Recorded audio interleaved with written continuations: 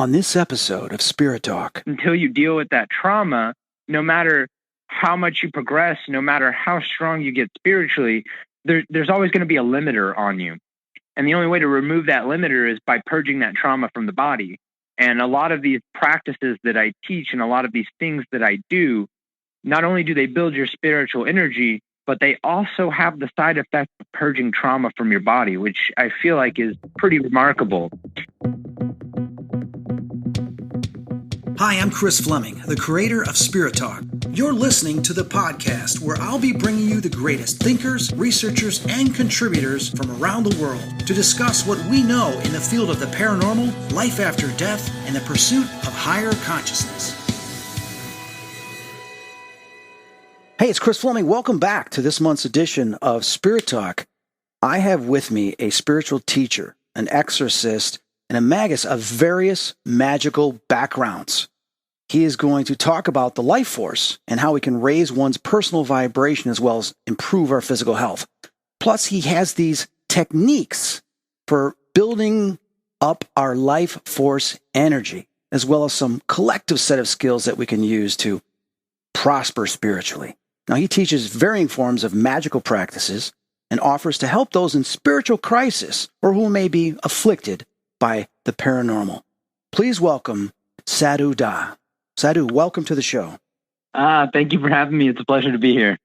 Well, it's a pleasure to have you. You know, I took a look at some of the information with your background. I mean, some of the things you cover is magic and rituals, hypnotherapy, energy healing, exorcism, spirit crossing, inner growth, and spiritual development. The biggest question that people always ask is like, wow, and I'm sure you get this all the time, how did you get into this?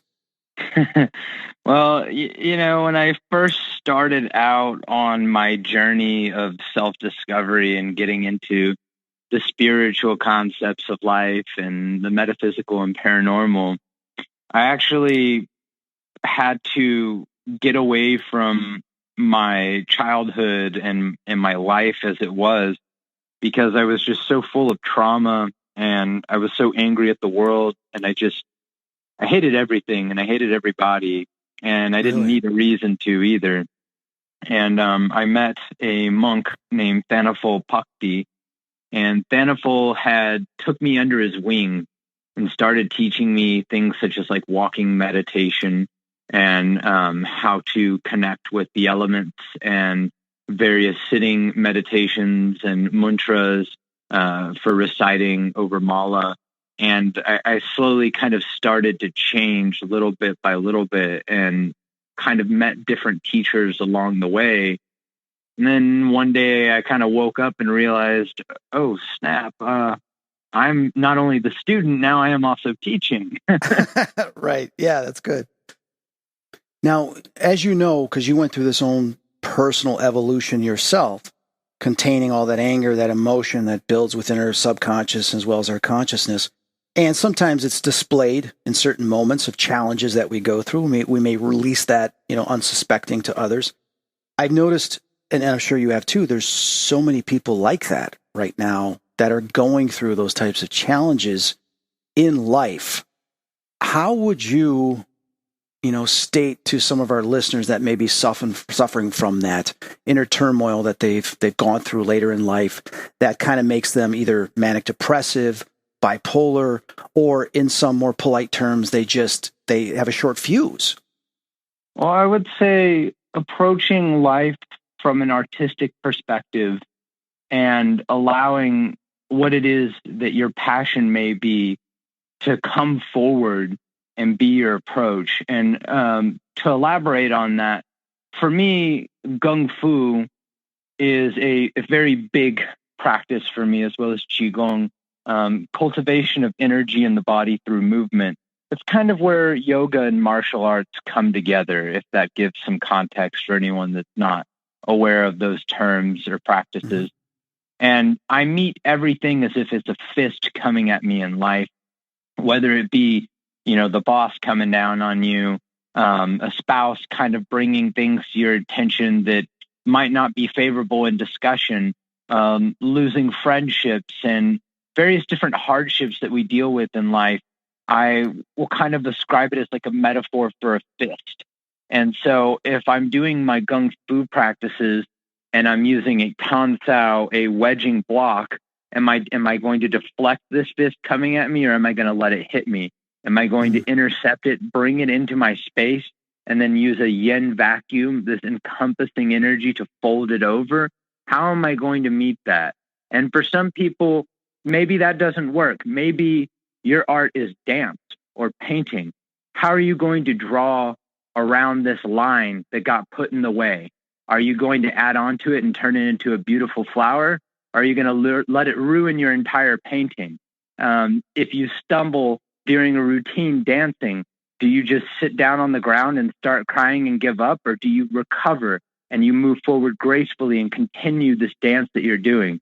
Approach life passionately, artistically, through your medium. Sadhu, that resonated with me with what you were just saying. And I think that's beautifully put. And giving you an example, if we take a look at converting energy into the expression or creative process, something negative happens to us, how can we alter that and change that?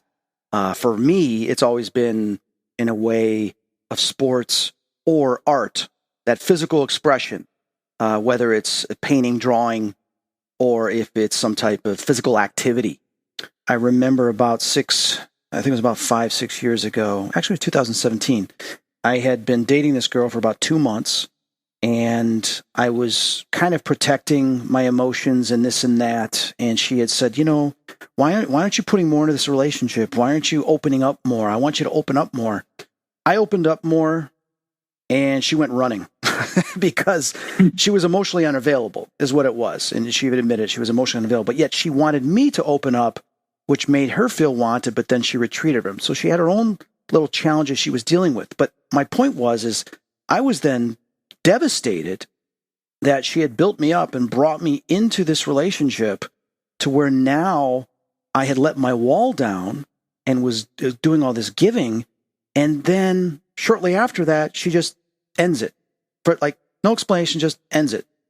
And I was devastated. And I remember I said, okay, I'll give her a few days and I'll reach out again. And I reached out and she goes, nope, I still feel the same. And it hit me. And I went into this huge depression.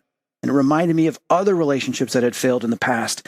And I sat there where I had this anxiety and this I didn't know what to do. I couldn't take it.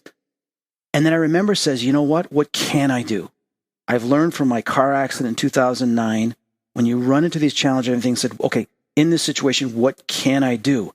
I need to release this somehow, not in depression and emotion. So I said, well, I just recently started painting and drawing again. So I took a piece of paper. I said, how do I feel? And I drew this shadow of a coffin. And then I drew this person, which was me, and my soul coming out of it as if it's just given up. But then I drew this little beautiful red rose that was growing out of the coffin shadow. And to me, that was signifying rebirth, regrowth, something new that was coming, a new beginning. I'm leaving this shell of my former self and I'm moving to another plane of existence, of evolution. And I remember I painted this and I loved this. I said, wow, this reminds me of Tim Burton, some of his sketches in his artwork. And I put it out there in the public to show, and I call it the beautiful death of feelings, because those feelings died for that individual, but yet it's beautiful because there's a rebirth. And I remember I sold some of the prints, and it is my favorite. And not only that, the people out there that follow me and this and that, they have voted and stated that this is their favorite piece of work and that it resonates with them. So my point of saying this is I took something, instead of becoming more depressed and thinking about it and bringing myself into a dark place, I used the creative energy to release it into something else. And I'm very grateful for that process. Is that kind of like what you're saying here? Yes, exactly. So what you did is you created a form of catharsis through your medium of art. And by doing so, you were able to strip the charge, if you want to go hypnotherapy for a second, you were able to strip the charge of the built up trauma from what we call an ISE, an initial sensitizing event. Now, if this had been the first time you'd ever been broken up with or had this feeling of rejection, then, you would have had a certain emotional response, and you would have kind of reacted accordingly with that. And ideally, you would have moved through it, let the adrenal response finish, and then entered the parasympathetic. And you would have had this like release. But because of modern day society, we oftentimes just kind of push things down, move forward, keep going kind of attitude. And over time, these things build up inside of us. Now, the reason why you had something kind of like saying, oh, well, now this reminded me of this and this and this, because all of that never went away. That was all still happening in the background. And this new event kind of pushed that all up to the surface. And rather than fold to that pressure, you chose to vent and let it out and create something with all that emotional turmoil, which ultimately ends up kind of rewriting your neurology and telling the subconscious, hey, this pattern is okay to let go. It's not serving us anymore.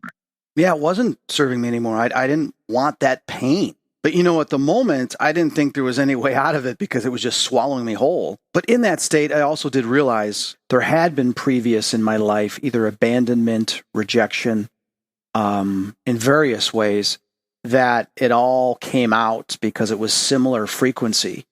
And I said, no, I can't take this because I know what I've gone through in the past at times in dealing with this. I am not going to allow that. So what do? I shaped it, like taking Play-Doh and sculpting something from it. That's what we have to do with our emotions sometimes. We're never meant to keep them. I mean, it's kind of cute that we think we can, but you'll be happy more than one time in your life. The same with sadness. Just let it happen and then let it go. Exactly. Now, you have trained and experienced the Buddhists with Taoism. What are some of the similarities you've seen in these experiences and these methods that you've practiced and you've learned from? So with Taoism, there's a lot of ritual working, and it also depends on the sect that you belong to. I belong to the Mao Shan sect of Taoism under Dr. Wilson Yong in Malaysia, and I'm actually going over there later this year to be training intensely for 2 weeks on how to do food talismans. If you've ever seen the yellow rice paper with the red cinnabar ink on it with the Chinese characters. So I'm going to be learning how to do that and apply the spiritual energy into it and knowing how to command the spirits that are used with the seals. But the whole aspect of ritual. So when we do something in Buddhism or we do something in Taoism, there's usually an element of ritual involved. So that's to kind of get the body going along. And then once the body is going along through these motions, which have meaning, which we give meaning to, then the mind is engaged with it. And when the mind and the body are engaged, the spirit just goes willingly. That's fascinating, just the balance of the body, mind, and the soul. Now, have you found this because I'm looking at your resume here of all the things that you've done, how have you used some of these principles in dealing with either human spirits or entities, demonic, whatever you would end up calling them? How have you confronted them with some of these practices? Well, what I like to do is simpler than what I used to do. I had to use all the tools at my disposal and apply all the lessons that I learned to get to a point where I was able to refine things. It seems like it's less work, but a lot of work goes into making it less work ultimately. I just use my energy as the simplest way to explain it, but it's a little bit more than that. Okay. I will kind of put myself into a meditative state to a certain vibrational resonance, either using like Simhakriya, pranayam, like breath work, specific breathing practices to kind of get my endorphins flowing, to get me in a certain floaty headspace and then allow myself to just kind of lift off. I'll also use Qigong and various different practices, and this is what I call like my warm-up. So once I get my body aligned with where my spirit is naturally sitting, then I'm very, very sensitive to the energies, and I'm able to consciously work with the energies and apply them and direct them to where I can use my chi fingers, my energy fingers, to reach out and grab a spirit and allow it to cross over or to bind something. And these are pretty advanced practices, if I'm being completely honest. It doesn't really just jump off to that. You got to build yourself there. And that's why in the beginning, using things like a trapping sigil, a sigil that, focused on given intent and it works in a specific way. Well, when you get into another level of practice, you can just think it and it's done because you're energetically applying it. It gets complicated and then it gets simple again. Can you share with us maybe an experience or two where you've come in contact with a particular spirit or a situation involving one that was tormenting somebody or actually possessing somebody? Man, I've had so many cases, but one that was actually quite personal for me, when I was training with one of my first paranormal scholar teachers, and this man is also a high Lama. He's a Rinpoche, very divine being. He had told me I had an attachment that I needed to let go of, and I was not really so much aware or being directly affected by this attachment. But once I was made aware of it, I had phenomena start to occur right there in front of the teacher. And I had a friend when I was in high school who was brutally murdered. And it was a very, very traumatic experience for me. And it was something that sat with me for years, obviously. I mean, how can somebody not be affected by having a loved one, violently ripped from this world? Right. And I ended up having an experience of scorched marks on my skin, like second-degree burns in the shape of a handprint around my left wrist. And as I looked at it, it hurt. I felt the burn. And then my teacher said, "Are you ready to let him go?" And I said, "This isn't happening." Right. There's no way this is happening right now. And then I kept looking at my hand and I saw the burn, and, it just kind of, reality was conflicting with reality, honestly. And I ended up telling him I needed a moment. And so I sat down, and he knew that I was very overwhelmed. And he said, "This is what we're going to do. We're going to go ahead and cross him over. He's become a wraith at this point. A wraith is different from a ghost. It's when a human spirit becomes the corrupted essence of what their trauma was, or how they died. And because he was strangulated and burned to death, he became what we would call a fire wraith if we're going by classifications of spirits and beings. And so he obviously was a very dangerous spirit because he could start fires, he could inflict burns. Obviously, that is quite a problem that we would need to deal with, even if this wasn't a spirit attached to me. Right. So I sat down, and I was in the back of his car. I felt a presence, and he flipped up the rear view mirror towards me, and he said, "You don't have to look right now, but I know that you can feel him. And if you want to go ahead and look in the mirror, you'll see him, but it's not going to be pretty. But it's time for you to say goodbye to him, and we're going to send him off." And I looked into the rearview mirror, and I just had tears just flowing down my face. And I kind of saw, I felt the presence physically. There was a pressure. I could feel the rage, the anger, that wasn't mine. It was his. And I could see him faintly, but in my mind, I could see him very clearly and vividly. And it was so grotesque, the burns and everything. And I mean, it was not my friend.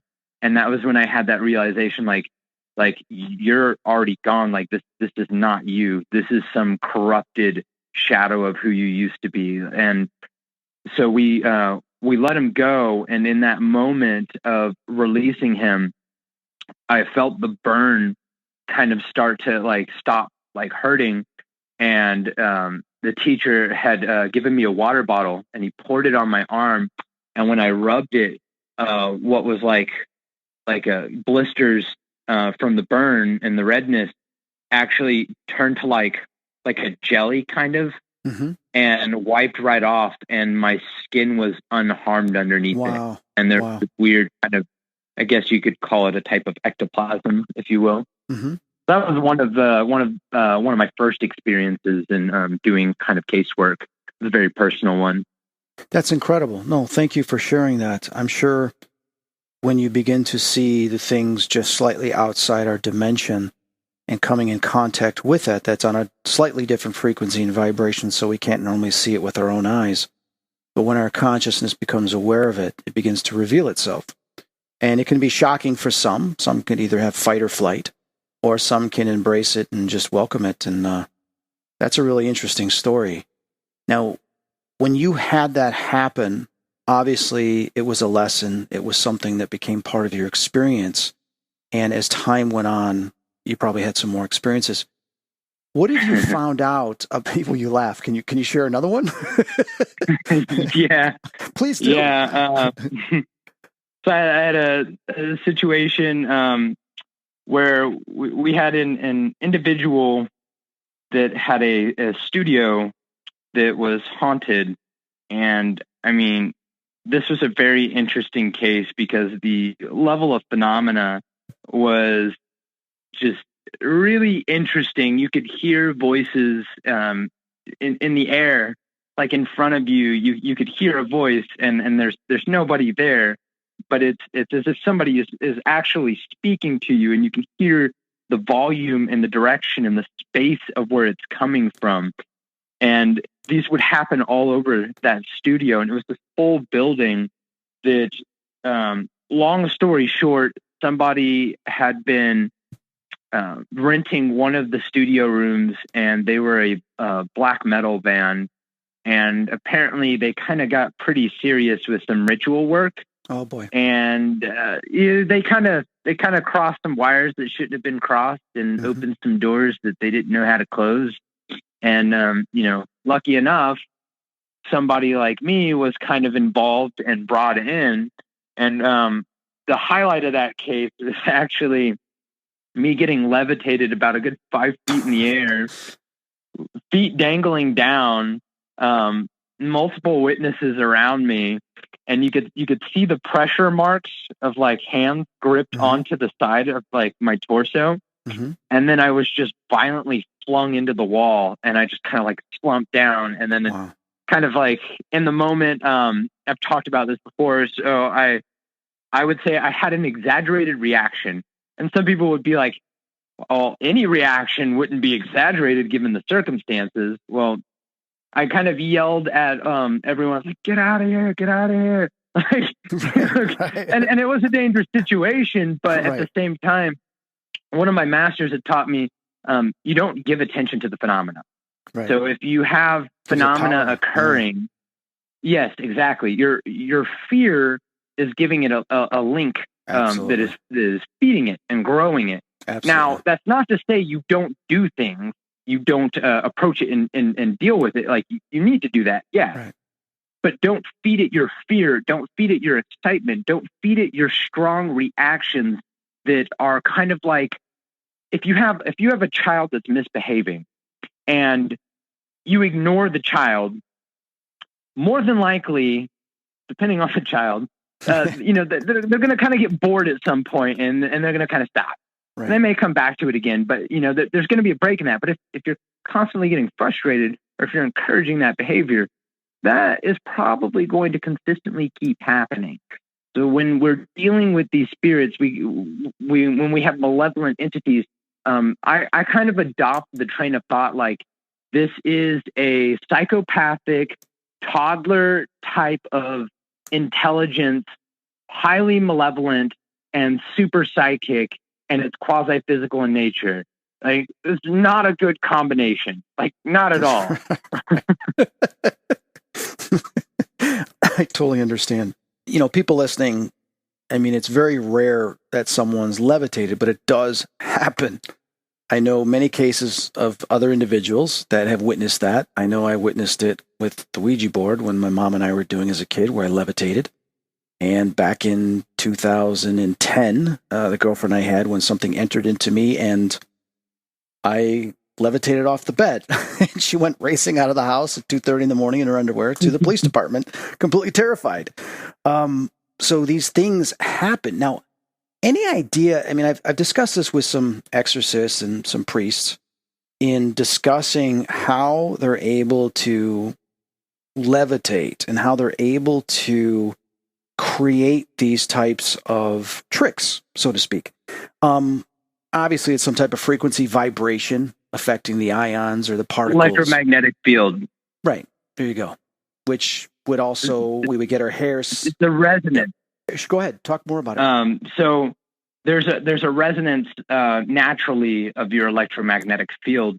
And we remain pretty grounded, you know, because there's this beautiful thing called gravity and we just all adhere to it.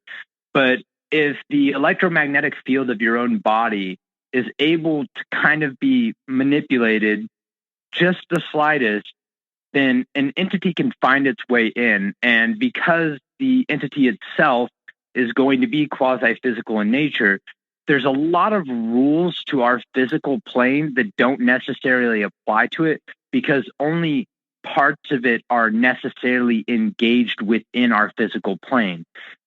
Then you start getting into some really complex science. And the understandings of that kind of will blow your mind a little bit. But in a nutshell, what is happening is they'll often, not always, but a pretty good point of where they go is the Wingate channel. So in like Taoist terms, this would be the back of the neck. So they're going to attach into there. They're going to go in. They're kind of in your astral spine or overshadowing it. And then they are playing with your own magnetic field. And then through playing with that magnetic field and putting their own energy, see what they fail to say often when it comes to like spirit possession and things like that is that there is give and take on both sides. If a spirit wants to possess and take control of the body and do things with the body, it needs a substantial amount of energy for that. So it has to get that energy through some means. And usually fear, get all that energy built up. It's feeding on that, it's sustenance. Then it can do something, parlor trick, if you will, that's ultimately going to get it to get more fear and more sustenance to the point where it can bridge a takeover. Then from there, it's going to use your body to generate the energy to do more things so that it can kind of progress into, we go from stage 1 to stage 2 to stage 3, infestation, then you have overshadowing, and then you have possession. It doesn't just jump straight to possession. That is something that does happen, but it is very rare. And usually when I go on to cases, I have a very specific way of approaching it because I see it more often than not where it's stage 1, stage 2, or stage 3. And they tend to go in order 9 times out of 10, but there is always that 1 out of 10. Right. Right. So with these things in mind, it becomes, I would assume, and I'd like you to expand upon, very important for us to protect our life force and our personal vibration. What would you have to say about that? I would say that's absolutely important, and not just for spiritual protection, but for the well-being and protection of your mind, your emotional body, everything you deal with on a day-to-day basis and how you live in the world. You need to have protection of sorts. And that all starts with a cultivating a practice, or what we refer to in Vedic terms as a sadhana, a daily spiritual practice. And it can be different for everyone, but you need to have something that's constantly progressing you forward, growing you. If not, you're staying stagnant. If you don't work out at all, you don't exercise at all, and then you go to the doctor and he tells you have high blood pressure, is it the doctor's fault or is it your fault? Right. I mean, we need to take care of ourselves in more ways than one. Not only, of course, our health, what we eat and ingest, but also our mental state. You know, what do we fill our head with, and what do we do on a daily basis to move forward in positive ways, giving us further growth and development. Can you explain to them, from what you've learned, what is the life force? So the Hawaiians refer to it as mana. In Japanese and Taoist culture, we call it ki. Chinese, they call it chi. And the Vedic Indian call it prana. All they're saying is there's this energy that is inherent with your body. You're born with it. You have a certain amount of it. You spend it up, and your physical body can no longer maintain itself, and you die. Now, we are able to prolong, we are able to strengthen it, and we are able to build it. And a byproduct of that is sometimes people will develop what they call siddhis, SIDDHI, or supernatural abilities, but it's not the intended goal of building this energy up.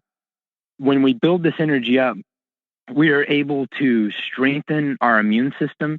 We are able to enhance lung capacity, function of the kidneys and liver. We're able to cleanse the marrows in our bone.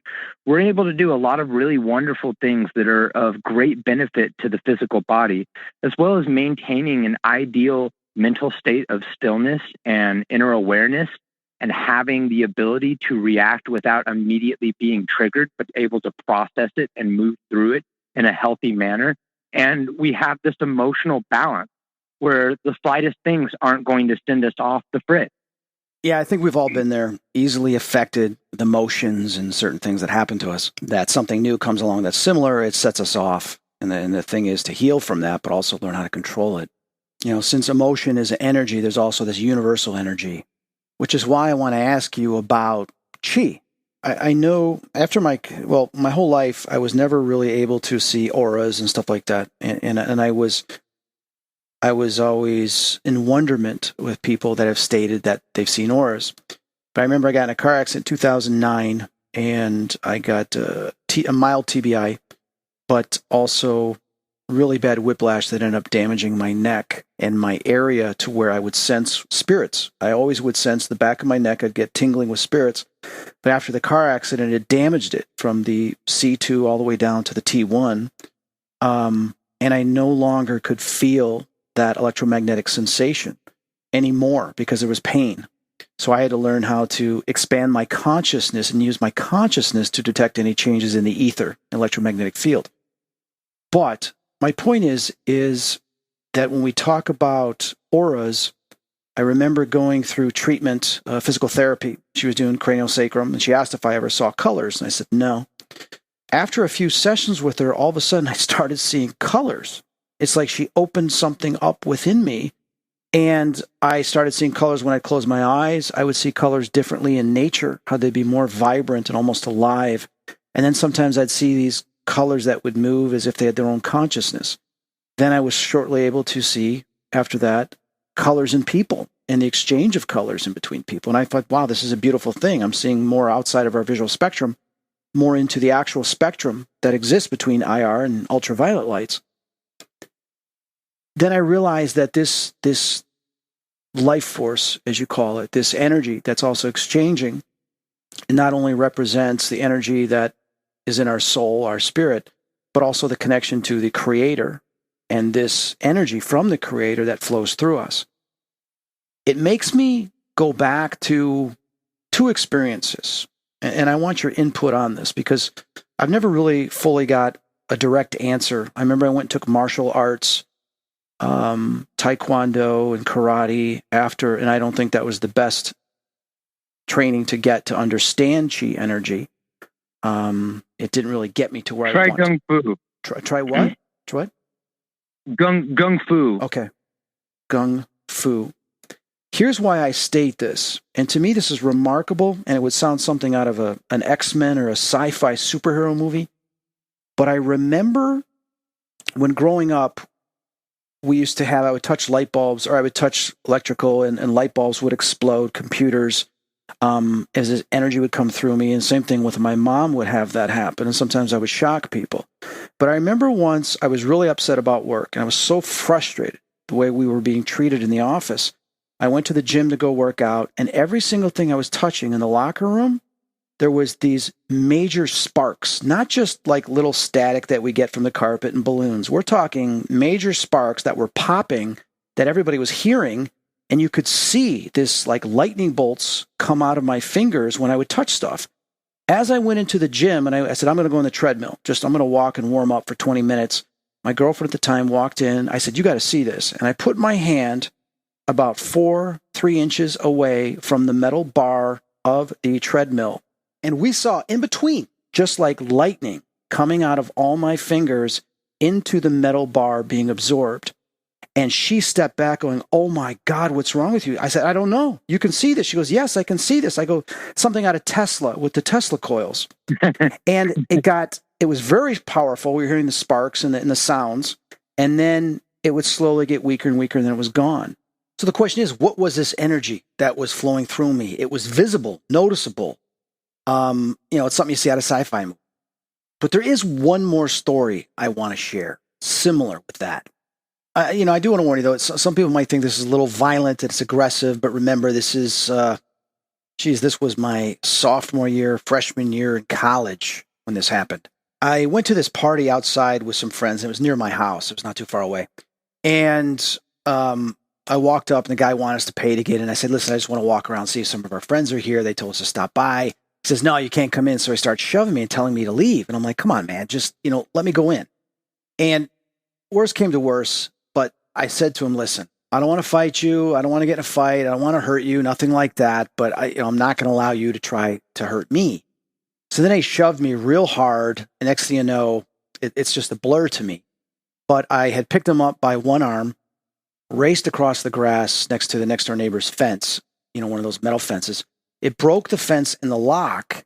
And I went inside that yard and raced across the yard to where the fence joins to the next property.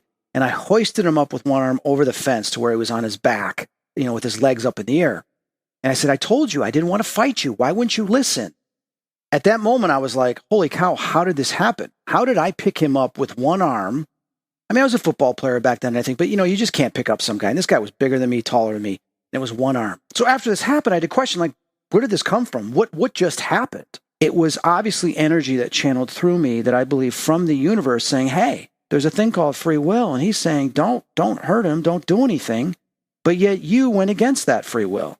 And that's why what happened. I wanted to learn, how can I control this? How can I use this in ways of healing or use in other ways of protection? And I don't think I ever fully realized or learned how to do it. What would you call that when that energy comes through, whether it's something we can see with this white, powerful energy that shocks, or it turns into this amazing, invisible force, like a protective force that's channeled through you? If it's unintentionally done, I would call it magical puberty. Okay. So, uncontrolled psychic emanations that kind of just happen spontaneously due to the pressure of an event or situation. These aren't uncommon things that can occur from somebody who's highly psychic, but now being able to reproduce that at command and intentionally, now that is the real question. And the way that you would want to work towards getting control over that and being able to wield that in a powerful way, there's no shortcut. Mm-hmm. This is a long-term practice, and that is by cultivating the energy, becoming intimately aware with it, and being able to direct it consciously rather than it be a subconscious knee-jerk reaction. And that's the whole emphasis of sadhana. Sadhana is so important. On my blog, I have a couple of different examples of adrenal response, and Vedic breath control is one of them. And that one talks about doing Simha Kriya, which is a pranayam that purges trauma from the body as well as builds and cultivates the spiritual energy. And doing that over time it's undeniable, the results. You will definitely see results from doing that. Also, getting aware of your energy body and playing with it. The same way that you would, look at your hand and see, okay, what all can I do with this open hand? I can turn it into a fist. I can extend each digit simultaneously or one at a time. I can do all of these intricate things, and then I can introduce tools, and I can do things with these tools. So we realize that we can do all this stuff with our hand, but how many of us actually ever look at our hand and marvel at the things that one hand can do, right, or that your feet can do, your body can do? It's incredible. And then taking that realization deeper and seeing that you have a spiritual body attached and maneuvering this physical body. But many of us just look from the locked box perspective of, I'm here on this physical world with this physical body and this physical brain. Right. And we don't really tap into the other aspects of life. But if we are willing to tap into those other aspects of life, and we're willing to explore that and grow that and cultivate it, then we will amaze ourselves with what we are capable of. Sadhu Dah, thank you for explaining that. Yeah, I need to take a look deeper into your website and begin practicing some of the things you're describing from your website. But here's another story, a vision I had, and I know this is kind of way out there. I spoke about this briefly in the past, but this involves chi energy flowing through the body and the hands from the source. And here's the story.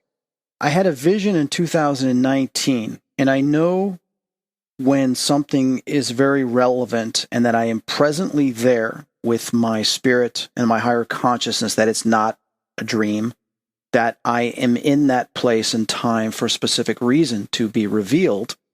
I will look down at my hands. I'll look at my palms, and then I'll flip both my hands over. And I said, okay, I'm in control of this right now. I am actually present, and I am rotating my hands, meaning that I am aware. I am here. And then I will look at whatever's revealed to me. That's happened a couple times, and they've been very profound experiences that have completely impacted my life. But I had one in November of 2019, and I was somewhere, I believe it was possibly Switzerland, just because the way the hills looked and the farms and everything, and there was this camper, and everybody was running in fear. And I would try to approach them like, hey, what's wrong? What are you running from? But they were in such flight that they could not even acknowledge me because they were completely terrified. And I said, they're obviously running from something. What are they running from? And I'm looking around. At first I thought maybe it's a class 5 tornado, or maybe it's Godzilla or something. I just don't know. I've never seen someone so terrified. Then I look over the hills in the distance, and I see this black mass, kind of like a black hole, that is just absorbing everything. And the darkness is coming down onto the ground, and there's no wind or spinning or anything, so I knew it wasn't a tornado. And I just see everything being absorbed like a black hole. And I looked at it, so I go, what the heck is that? And then when I looked at it, I connected with it consciously, and I saw that this was pure evil. And this thing had been released somehow, and it was absorbing everything. And I realized, oh my God, I better get in this camper and drive off. I said, but no, you can't outrun this. This is coming forward, and it's engulfing everything. So I said, well, why? And then I went and looked at my hands. I looked down at my hands and I flipped them. I said, oh my God, I'm really here. But then something said to me, you must learn to control your chi, because you and many others are going to need it to confront what's coming. And I looked at this and I realized that love, light, and the chi that comes from the Creator through the universe and through us, that connects us and gives us life, needs to be sent out towards this thing to keep this thing back. Now, I woke up, I wrote it down, I did a drawing of what I saw. I've spoken about it in the past. Then I saw a documentary, it was on Amazon Prime, and it's called Witness of Another World, about this gaucho that had an incredible encounter. This encounter was actually a prophecy of this darkness, same thing that I had experienced, that was engulfing everything. And then in the Indian prophecies and everything, they've been speaking about this, that it's coming. And I said, oh my God, there's somebody else that has witnessed this too. Have you heard of anything like this? Or question number 2 is, and I think you've already covered some of it, how can I prepare as well as learn more to channel and control that chi energy to use that as a force to combat this, if it actually happens, or for my own use in the future for protection? So I can answer both of those. As far as hearing anything about that in particular, in various different mythologies and cultural traditions, there's always been a theme of a greater evil on the horizon. And so in some sense, the darkness. Yeah, I have kind of like heard something in relation to that, but it reminded me of something from Indian culture that the Vedics spoke of, which is a term called jiva samadhi, which is like spiritual suicide. And when a yogi reaches a certain point of enlightenment and peaking of energies, sometimes they will leave their body by choice intentionally. And this has been witnessed. Time magazine had wrote about this when Paramhansa Yogananda left his body, and he was the first yogi to come to America. If you haven't read Autobiography of a Yogi by Paramhansa Yogananda, I highly suggest that. It's a very incredible book. Anyways, okay. So these jiva samadhis are all over the Eastern continent, and there's a few kind of outreaching into other areas of the world. But what they are is they're these pinnacles of power from these powerful yogis that left their bodies with peaked energy. And it's said in Vedic culture that the culmination of all this energy dotted like a grid across the planet is what is actually keeping humanity from going backwards into a very barbaric type of civilization again. Wow. So I don't know if that kind of like helps in any way, but that was definitely something that kind of came to mind when you had mentioned that. And then as for what you can do, it's a hard answer to give because there's so much that I would just want to show you. And over the phone, is kind of a difficult endeavor. It's not impossible, but also there's time crunch. Where do you live? I live in Bellingham, Washington. Okay, you're in Bellingham, Washington. Yeah, if you ever had the desire to come up here and learn some stuff, I would be more than willing to help teach you some things, and I would love could to. also introduce you to one of my masters as well, who is just, I mean, it's kind of scary the level of power this man has, but he is like one of the most gentle souls I've ever encountered in my life.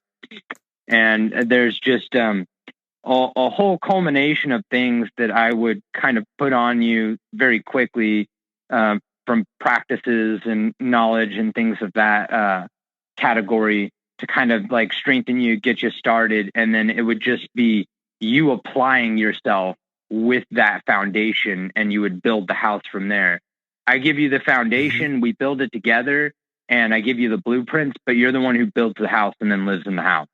Oh, that's great. I got to take you up on this offer. How far are you from Seattle? Seattle is about maybe 2 hours.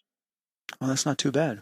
Yeah, it's about 2 hours south of me. I may be doing a trip to Seattle in a couple months. Maybe I can come out and see you. I'm going to have to look into that. Yeah, please reach out if you do. Yeah, absolutely. Absolutely. I want to take away from what I brought up, and thank you for sharing that, because I'm going to look into all that, and I want to talk to you further in the future here.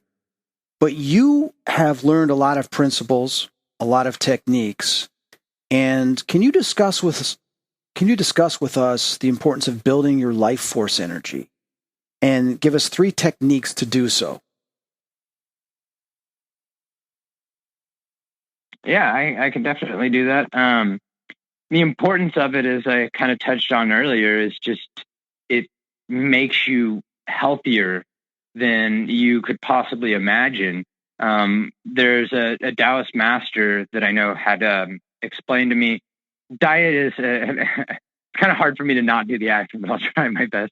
He's like, diet is not important. People get so hung up on diet. Qi is most important. Qi is your true sustenance. You can have poor diet, but good Qi and you will be okay. And this is coming from like a man that was in his 90s that would eat Twinkies and Ho-Hos on a regular basis, but he was just in impeccable shape. But he would do Tai Chi for like 3 hours a day, every single day. Wow. So, there might be something to it. Right.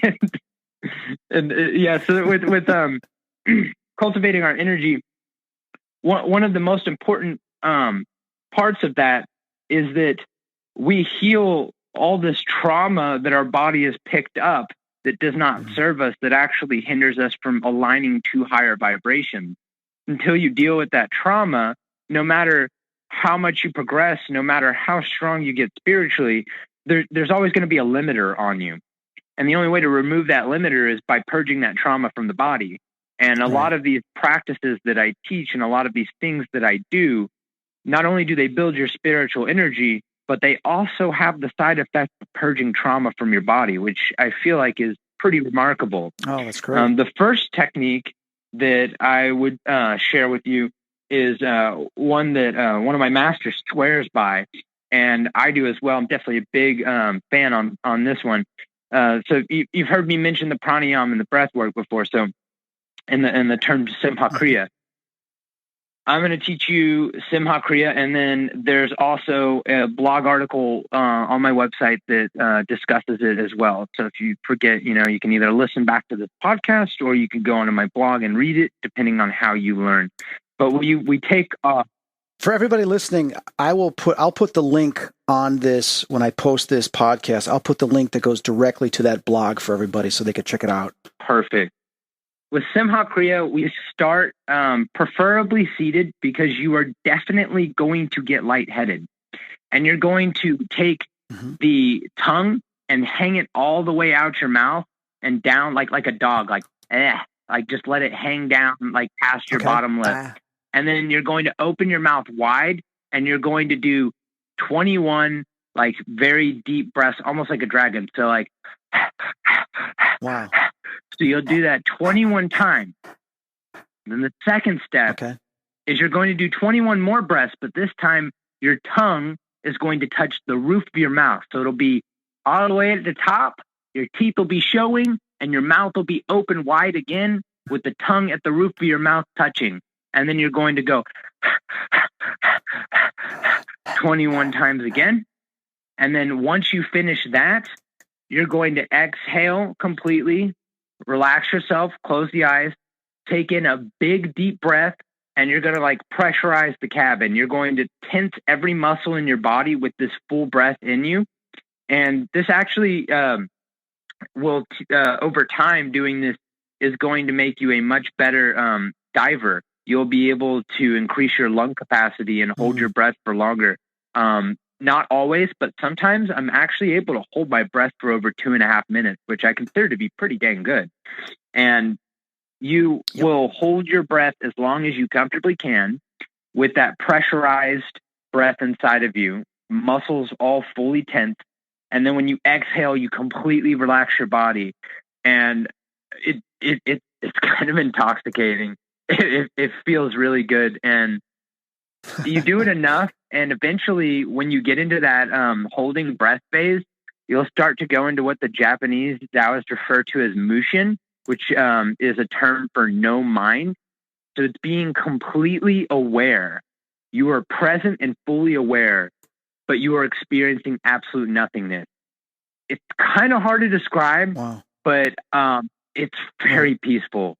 It's oh my gosh, it is a beautiful, beautiful place to be. It's amazing. I love it very much.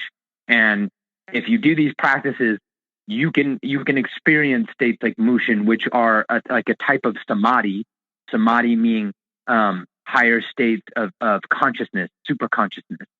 You can do really powerful magic in a state of samadhi. Actually, should be done in states of samadhi. And you can also do, like some of the most powerful Kung Fu masters, they fight from that state of stillness and nothingness. And, it's incredible. We could go into so many stories about that, but I got 2 other techniques I got to teach you here.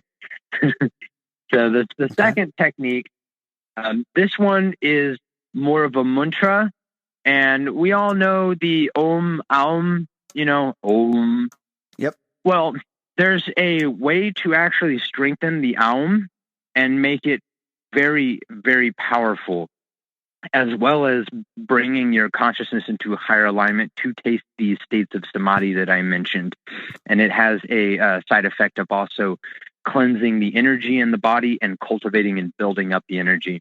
You'll take a seated position and you're going to resonate 21 times each.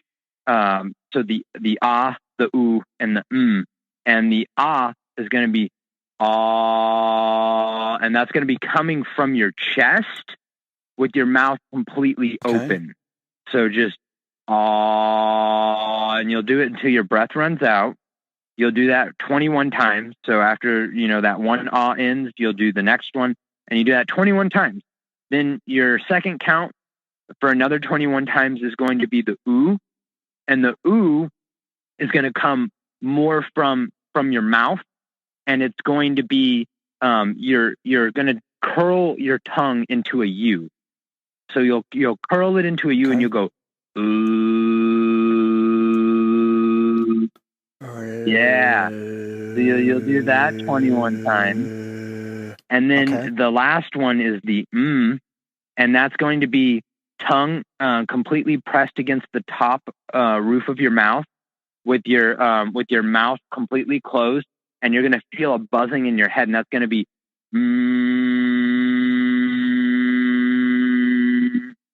and you'll do that. Then the third time, this is locking it all together, you'll do a count of 21, which is going to be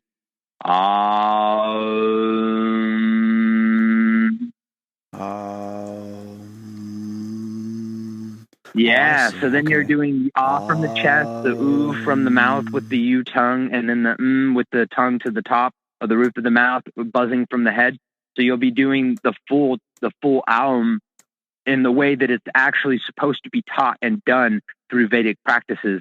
This is equal parts like Kriya and Jnana yoga, but we're not going to get into like the semantics of like what tradition is this, what tradition is that.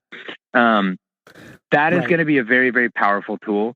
And also, I would say that if you find yourself in a scary situation where there is a paranormal entity, or where you're being challenged with dark thoughts, or shadow, as they say, let out a couple of those properly enunciated aums and tell me that doesn't help, because that is huge. It's huge. Yeah, Sadhu, I from one of my near-death experiences, and I came back and I heard a tone on the other side in heaven, which was just amazing, is I ended up buying a little chime block, and I use that before I do readings, but then also if I feel I have an attachment, I'll hit this chime block like ding, and then what I do is not only does it start vibrating around my body, I'll use it like soap where I go all over my body for my energy field, but I'll also, as you're stating here, I will hum that same tone to try to get my body to be in tune with that frequency. What you've just stated right here is doing this technique that goes above and beyond what I was just doing with my chime. And like you just said, I found too that negative spirits don't like that perfect harmonic tone, because when you're controlling your own vibration, it dislodges. Yeah, it does. Exactly. That's phenomenal. Oh, this is great. Yeah, it actually. Thank you for sharing that. You're welcome. It'll dislodge a spirit from the space in between our realm and theirs that they're inhabiting to be here in what we define as our physical plane. So they're not technically really here.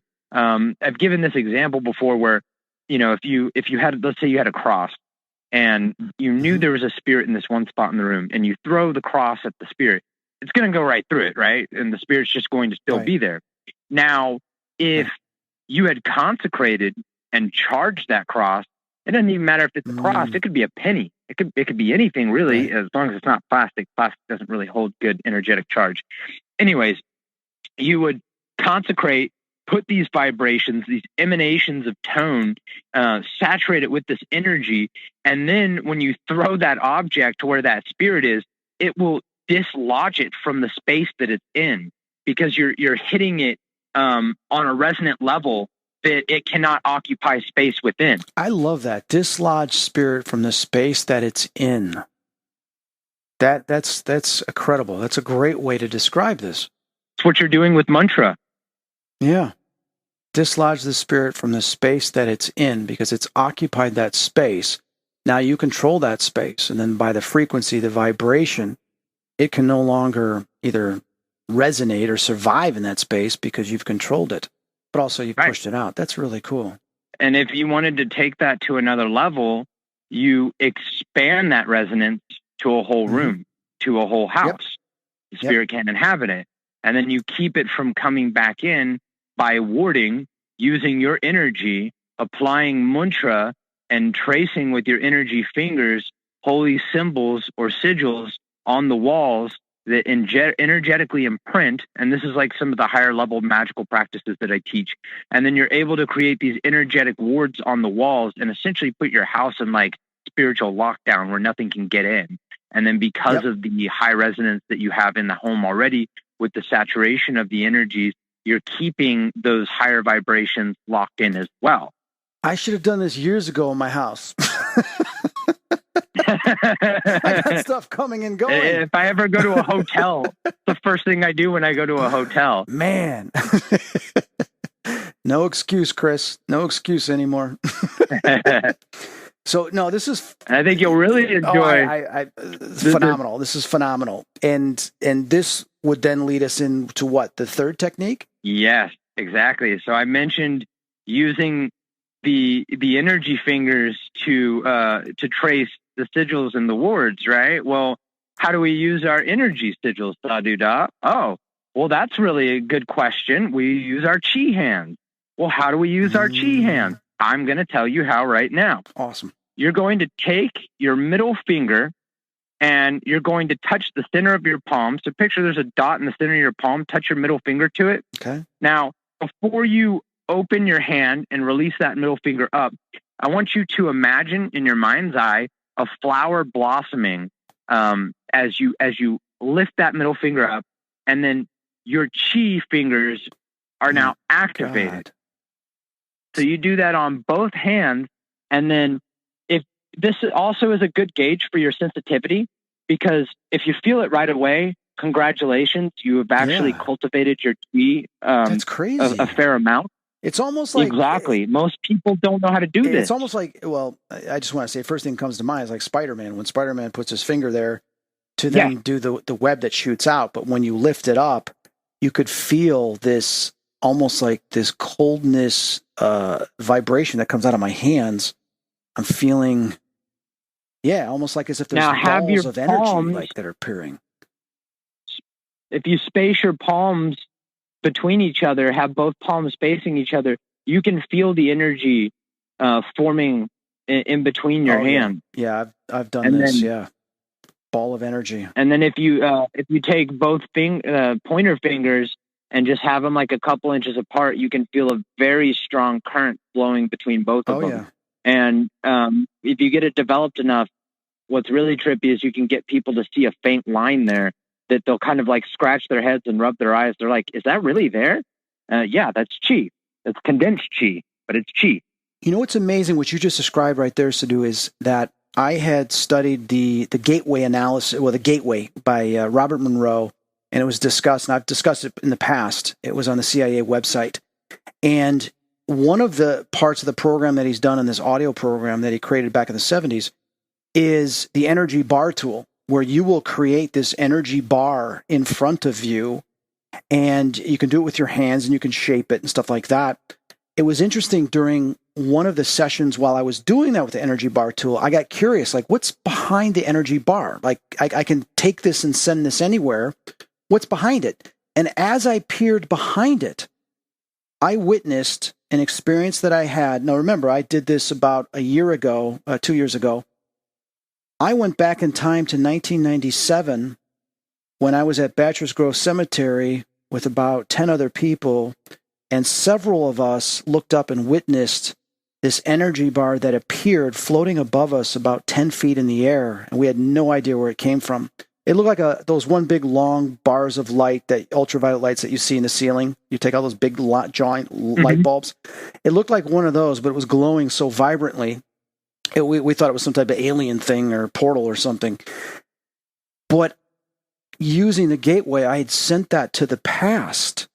And there I was peering down, looking at all of us. As I looked past the energy bar tool, I took that into a different place in time. So it's interesting how this energy can be used, and it's not bound by our laws of physics, but either not bound by our time. No. Time is something we made up to make sense of things. And something worth noting as well, when you're ready to close your energy point, you just fold your middle finger back in. And the reason why we always want to turn off our energy after we're done using it is because if you're not very accustomed with working with the energy and you just have your points open all day long, you're going to be soaking in all the beautiful emotions from people, whether they be negative, toxic, healthy, or not. You could pick up somebody's anxiety and have an anxiety attack. Like it's really interesting. You can screw yourself up in marvelous ways. And speaking from experience, I got a little overeager when I first learned that technique. And my master just kind of let me have at it, knowing that I would learn several valuable lessons there. And you can actually extend the point into the iron core of the earth if you just stand, on grass and then extend your hands down into the ground. You can connect to the iron core of the earth, and you can purge toxic energy from your body and dredge your meridian. Oh, wow. And then you can draw healing energy from plants and from like the world around you and bring it into you. You can use this when you're doing energy work with other people, and you can create energy gloves so that you don't actually take on transference when you're working with a client. There's so many things that I teach my advanced students when it comes to playing with chi and using it in very practical ways. Well, I've just learned in these few moments that you've been speaking that I've been a rebel and I haven't done any of these things, which can explain some of my emotional changes, my getting heavy and oppressive moods due to not purging this toxic energy and not closing down my own energy. I'm guilty.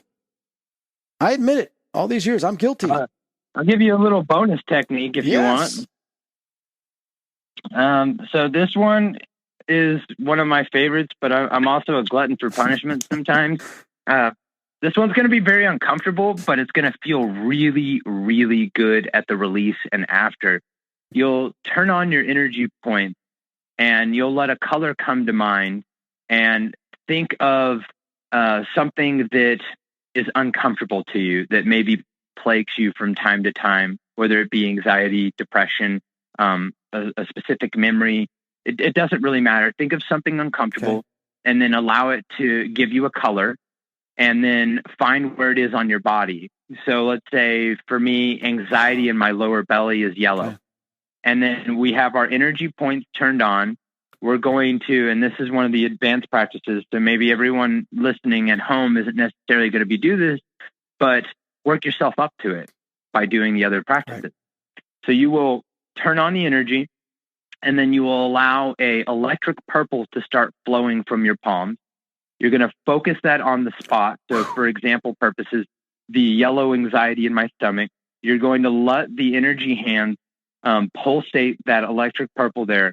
You may start to feel a little bit nauseated. You may start to feel like sweating.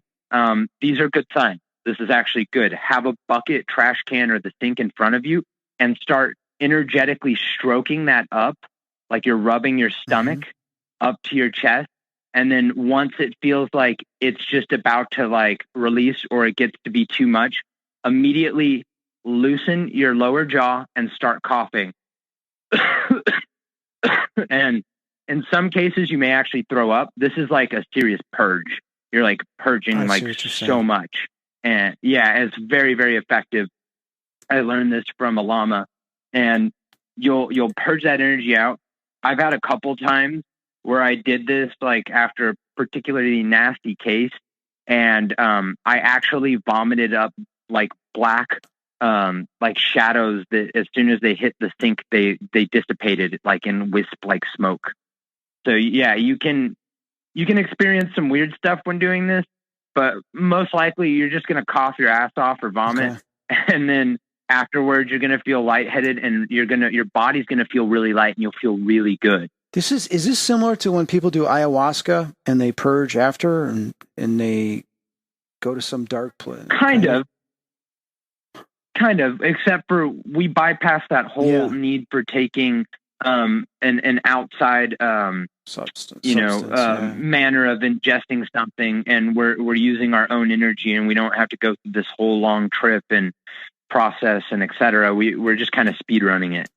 I see what you're saying. Yeah, I'm definitely going to need to do that. It reminds me of a entity experience I had where these beings were taking out this black stalagmite type thing out of my body, and they said that reptilians or whatever else had put that in me, and it was a crazy experience. I had it come through after a regression, and I just saw them taking this like black tar out of me, and I'm like, what the hell is that? Some type of negative toxic. Yeah. That's I'd never seen anything like that before. And when you're talking about this, I'm like, oh my God, that's reminding me of that experience. So much that goes on that we don't see, we don't realize, and we think it's our own internal pain. And there's many methods to, I guess, remove that. But these techniques, I'm just looking at them because I was typing them down while we're talking, but I am going to go to your website and learn more about it. Is phenomenal, because this is something that everybody can practice and they can do at home, and you should do it to create better balance within your life force, correct? Yes, and these techniques that I shared, they're very simple to do, but that does not mean you should underestimate the power of what they can do or add to your life. Right. Now, we're winding down, and I want to thank you so much for sharing these, because I know a lot of my listeners are going to go out there, check out your website, and they're also going to try to learn some of these techniques. Now, your website is thesadhudah.com, and I'm going to spell that. The link will also be on the Planet Paranormal website for the podcast, but THE Sadhu, SADHU.DAH.com. Please check that out and take a look at some of the services that he offers, as well as read a little bit more about his studies and his experience of what he's learned. Also, the different areas that you cover. What else would you suggest people to do to get a hold of you? I would say reaching out through my website is going to be the best way. I have the account linked up with my personal email, so I always get notifications, and I tend to check that at least once or twice a day. I'm also looking at your blog right now. There's some great articles on here. So what I'll do is I'm going to link to this and I'll read some of these on my iPad. But I know I'm going to be redoing my my website, so I'm going to want to talk to you and link some of these things to my website as well, that people can take a look at this, such as what is a wraith, 2 basic classifications of hauntings. You're talking about certain cleansing, sleep paralysis. You go into some real good detail on some of these topics here. So wonderful job on the website. Thank you. I realize that not everybody may be quite at the level where they want to invest in some of the services but I provide, but that doesn't mean that they wouldn't be willing to absorb information that I put out there. So I do try to do a blog once, sometimes twice a week. And I'm working on uploading more videos. My YouTube's on there as well. And then I also have a list of like podcasts that I've done on there, and a gallery with photos. And I mean, there's a lot to dive through on that website. There is. And for everybody listening, he teaches courses, whether it's a 60-minute class or 8-hour classes, such for magic school, talamancy, summoning spirits, crossing spirits, soul retrieval, and trauma processing, hypnotherapy sessions, pranic healing, mantra saturation, and some other wonderful stuff. So please check it out and see if there's anything that resonates with you. Then be in contact with him and set up a session with him, because he's got a lot of wonderful things that he covers. That website is thesadhudah.com. TheSadhudah.com. Well, I want to thank you for reaching out to me, and I want to thank you for coming on this podcast, Spirit Talk, because this was wonderful. I learned a lot just within this past hour. I really appreciate you having me. And, I'm all about service to community and sharing what was shared with me, and ultimately we heal together. Absolutely. And I really appreciate that. And I wrote down a bunch of different notes that I want to look at later and digest from your website. Plus, with the fact that you're in Washington, and I do know that within the next couple of months, I'm going to go out to Seattle. I want to discuss with you, see if I can drive out and, meet you and talk with you. Maybe we can spend a day discussing stuff as well as learning stuff too. Because I always like to learn from others as well. I welcome that. And when you get up here, just let me know. Oh, absolutely. I'll talk to you beforehand to plan it. Sadhu, thank you so much. Is there any last words you have for the listeners? I always like to end things with some positive encouragement. And I'd say that whatever you're going through in life right now, whatever's weighing you down, just realize that you yourself have unlimited potential and power. And it's all a matter of perspective. No matter how bad it is, the thing that you're facing or dealing with, whatever has you weighed down, you just need to go inward, and that weight will collapse away from you. Thank you so much for that. You're welcome. To my listeners, this is Chris Fleming and my guest, Sadhu Dah. Thank you for listening to this month's edition of Spirit Talk.